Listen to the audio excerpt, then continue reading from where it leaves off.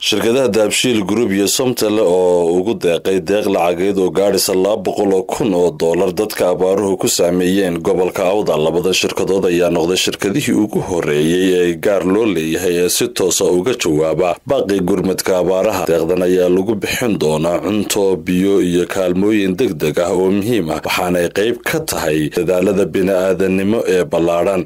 Gobolka Awdal ayaa ka mid ah meelaha ugu daran ee abaartu saameysay Geeska Afrika, iyadoo daaqii engegay, ceelashii biyahoona ay qalaleen, xoolo badanna ay ku baaba'een, halka dad badanna ay barakaceen iyagoo raadinaya cunto iyo biyo. Maarayaha guud ee Dahabshiil Group Cabdirashiid Ducaale ayaa sheegay in doorka ganacsatada gaar loo leeyahay uu yahay mid muhiim ah marka ay timaado gurmadka bulshada waqtiga ay dhibaatadu jirto. Waxa uu intaasi ku daray inay aad ugu walaacsan yihiin dhibaatada haysata dadkeena, isla markaana mas'uuliyad ka saaran tahay inay si degdeg ah uga jawaabaan markay dhibaato dhacdo. Deeqdana ay qayb ka tahay ballanqaadka joogtada ee shirkadda Dahabshiil Group oo ka saaran bulshada. Dahabshiil oo ka howlgashay in ka badan 140 wadan ayaa muddo dheer ka shaqeynaysay gurmadka musiibooyinka iyo horumarinta bulshada. Somtel oo ah qaybta isgaarsiinta ee shirkadda Dahabshiil Group ayaa door muhiim ah ka ciyaartay xoojinta isku xidhka bulshada.